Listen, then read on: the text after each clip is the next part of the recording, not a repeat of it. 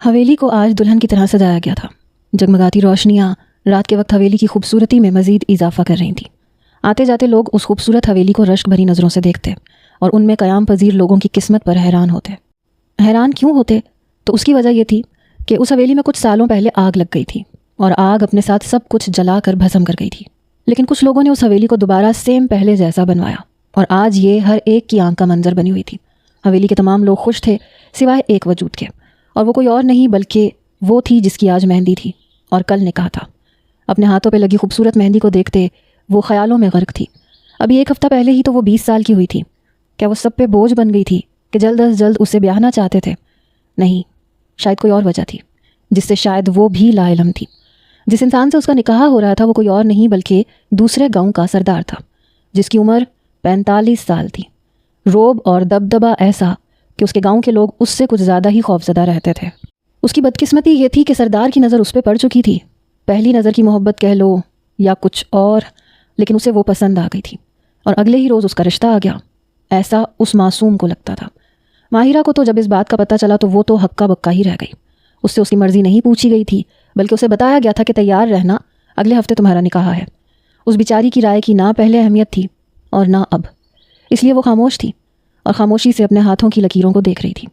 ابھی وہ انہی خیالوں میں گم بیٹھی تھی جب دروازے پہ دستک ہوئی اور اس کی نظر کمرے میں داخل ہوتی نایاب پہ پڑی، جو اس وقت پیلے رنگ کی شارٹ کرتی کے ساتھ اورنج کلر کے غرارے میں گلے میں لاپرواہی سے دوپٹہ ڈالے میک اپ میں خوبصورت لگ رہی تھی، ہر ایک پریشانی سے بے نیاز۔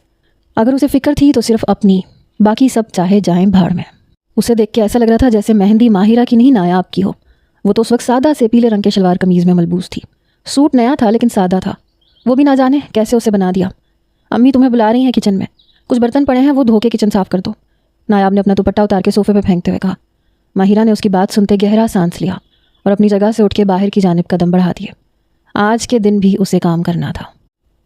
دائیں ہاتھ میں اپنا بلیک کلر کا کوٹ پکڑے، بائیں ہاتھ کی کلائی میں قیمتی گھڑی پہنے وہ لفٹ میں داخل ہوا۔ اس وقت وہ سخت الجھن کا شکار لگ رہا تھا۔ پورے بال بکھر چکے تھے جن کو اس نے پیچھے کی جانب کیا، اور ایسا کرنے سے اس کی کشادہ پیشانی نمایاں ہونے لگی۔ ٹائی کی نوٹ کو اس نے ڈھیلا کیا، بازو تو وہ پہلے ہی شرٹ کے فولڈ کر چکا تھا۔ سفید شرٹ جو بارش کی وجہ سے ساری بھیگ چکی تھی اس وقت اس کی باڈی سے چپکی اس کے کثرتی جسم کو نمایاں کر رہی تھی۔ اس وقت وہ سخت کوفت کا شکار ہو رہا تھا۔ دل کر رہا تھا کہ اپنے ہاتھوں سے اس کی جان لے لے۔ وہ اپنے فلیٹ کا دروازہ کھولے اندر داخل ہوا۔ تم یہاں؟ ایک آئی برو اچکائے اس نے سامنے ٹانگ پہ ٹانگ رکھے بیٹھے المیر کو دیکھا۔ اگر اس حالت میں تمہیں کوئی لڑکی دیکھ لے تو ویسے ہی فدا ہو جائے، مرتی تو تم پہ ہر وقت ہی رہتی ہیں۔ اس کی حالت کو دیکھتے اس نے مسکرا کے اس کے سوال کو نظر انداز کیا۔ اس کے بھائی بہت خوبصورت تھے، اس میں کوئی شک نہیں تھا۔ شٹ اپ، المیر نے اپنا کوٹ صوفے پہ پھینکتے کہا اور بیٹھ کے اپنا ماتھا مسلنے لگا۔ اتنا پریشان کیوں ہو رہے ہو؟ اگر تمہیں بھابھی کے ہونے یا نہ ہونے سے فرق نہیں پڑتا تو وہ جو کر رہی ہیں کرنے دو۔ المیر نے کہتے جھک کر ٹیبل پر پڑا اپنا موبائل اٹھایا۔ وہ جانتا تھا کہ وہ غصے سے کھول رہا ہے۔ کچھ بھی کرنے دوں؟ کیا وہ اتنی ایڈوانس ہو گئی کہ نکاح کی بھی اسے پرواہ نہیں؟ نکاح پہ نکاح کرنے جا رہی ہے، اتنی بھی وہ چھوٹی نہیں تھی کہ اسے اپنے نکاح کا یاد نہ ہو۔ یہ لڑکی میرا ضبط آزما رہی ہے، اگر کبھی میرے سامنے آئی تو اپنے ہاتھوں سے اس کا گلا دبا دوں گا۔ غصے میں کہتے اس کے ماتھے کی رگیں تن گئی۔ المیر نے نفی میں سر ہلایا۔ اس کا مطلب تم کچھ نہیں کرو گے؟ تم بے رحم بن گئے ہو ایمر، اور یہ اچھی بات نہیں ہے۔ میں نہیں چاہتا کہ تم غصے میں اپنا نقصان کرو۔ میں تمہیں سمجھا ہی سکتا ہوں اور میں اچھی طرح جانتا ہوں تم کرو گے وہی جو تمہارا دل کرے گا، لیکن پھر بھی ایک بار میری بات پہ غور کرنا۔ المیر کہتے ہوئے موبائل میں بیزی ہو گیا۔ ایمر جبڑے بھینچے اپنے دائیں ہاتھ کی 2 انگلیوں سے سر کو دبانے لگا۔ اس وقت اسے کچھ بھی سمجھ میں نہیں آ رہا تھا۔ اجازت ملنے پہ وہ اندر آیا۔ بھائی آپ بیزی ہیں؟ شاذم نے تھوڑا جھجکتے ہوئے پوچھا۔ بیزی تو ہوں لیکن اپنے بھائی کے لیے نہیں ہوں۔ آؤ بیٹھو۔ المیر نے مسکراتے ہوئے اسے سامنے بیٹھنے کا اشارہ کرتے لیپ ٹاپ بند کیا۔ چہرے کے تاثرات اسے دیکھتے ہی نارمل ہو گئے تھے۔ بھائی آپ بڑے بھائی سے بات کریں، مجھے پاکستان جانا ہے۔ شاذم نے گہرا سانس لیتے بات کا آغاز کیا۔ ایک یہی تو تھا جو اس کی بات سن سکتا تھا، باقی سب سے بات کرنا مطلب صاف صاف انکار۔ شاذم تمہیں معلوم ہے نا پاکستان جانے کی اجازت کوئی نہیں دے گا۔ ایمر وہ تو کبھی بھی نہیں مانے گا۔ چلو میں مان بھی جاتا ہوں لیکن وہ نہیں مانیں گے۔ پاکستان سے ہماری اچھی یادیں وابستہ نہیں ہیں۔ المیر نے اسے سمجھانا چاہا۔ اسے بار بار انکار کرنا بھی اچھا نہیں لگ رہا تھا۔ لیکن بھائی مجھے صرف پاکستان دیکھنے کے لیے جانا ہے۔ آپ کو معلوم ہے نا مجھے گھومنے پھرنے کا، مختلف لوگوں سے ملنے کا بہت شوق ہے، اور پاکستان تو ہمارا اپنا ملک ہے۔ بے شک ہم یہاں آ گئے ہیں لیکن شاذم تم جانتے نہیں ہو وہاں ہوا کیا تھا۔ تم نے کبھی یہ نہیں سوچا کہ ایسا بھی کیا ہو گیا کہ پاکستان کا نام سنتے ہی ہم سب بھڑک اٹھتے ہیں، اور بڑے بھائی کی تو بات ہی نہ کرو۔ تمہاری یہ ضد فضول کی ہے، اس لیے ایسی ضد مت کرو جس کی وجہ سے باقی سب کو تکلیف پہنچے۔ تم ہمارے چھوٹے بھائی ہو، تمہاری ہر جائز خواہش ہم نے پوری کی ہے، لیکن یہ والی خواہش ہم تمہاری پوری نہیں کر سکتے۔ اگر تم نے یہ بات ایمر کے سامنے کی تو پہلے تو وہ خاموش رہا تھا، لیکن اس بار ایسا نہیں ہوگا۔ المیر نے اس کے کندھے پہ ہاتھ رکھتے ہوئے کہا، لیکن بھائی آپ ایک بار سمجھا تو سکتے ہیں نا بھائیوں کو، پلیز میری خاطر۔ وہ ابھی بھی ضد کر رہا تھا۔ المیر کچھ پل اس کے چہرے کو تکتا رہا۔